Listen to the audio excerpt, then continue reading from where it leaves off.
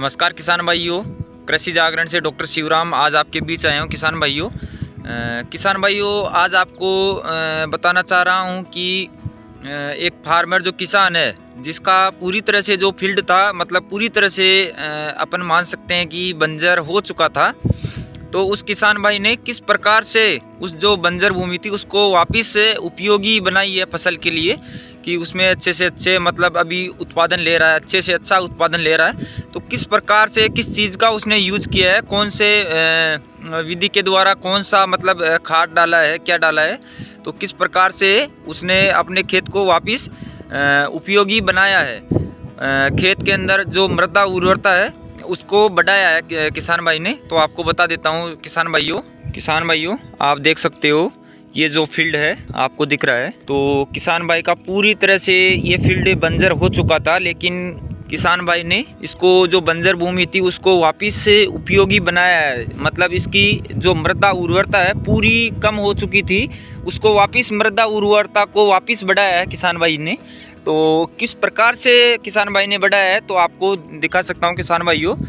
कि किसान भाई ने पूरी तरीके से जो अपने यूरिया डीएपी है, जो खाद आते हैं, जो नाइट्रोजन फास्फोरस पोटास जिसमें आता है यूरिया डीएपी, तो उनको पूरी तरह से पहले तो बंद कर दिया है। मतलब यूरिया डीएपी का यूज नहीं किया किसान भाई ने जो यूज किया आप देख सकते हो, आपको नजदीकी से दिखाता हूँ मैं। ये जो खाद है इस खाद का उपयोग किया किसान भाई ने पूरे खेत में, आप देख सकते हो ये खाद पड़ी है किसान भाई, आपको दिखा सकता हूँ। तो ये मिक्स खाद है जिसमें किसान भाई ने एक तो जो अपने गोबर की खाद आती है उसका उपयोग किया है, जो देख सकते हो आप, और इसके अलावा किसान भाई ने जो मुर्गी की खाद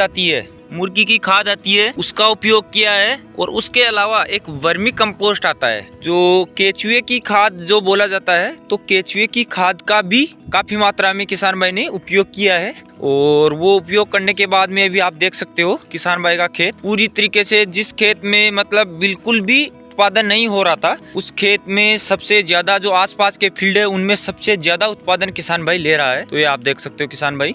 इस प्रकार की जो खाद है पूरे फील्ड में भी तैयार किया जा रहा है फील्ड। तो इसमें जुताई नहीं की है,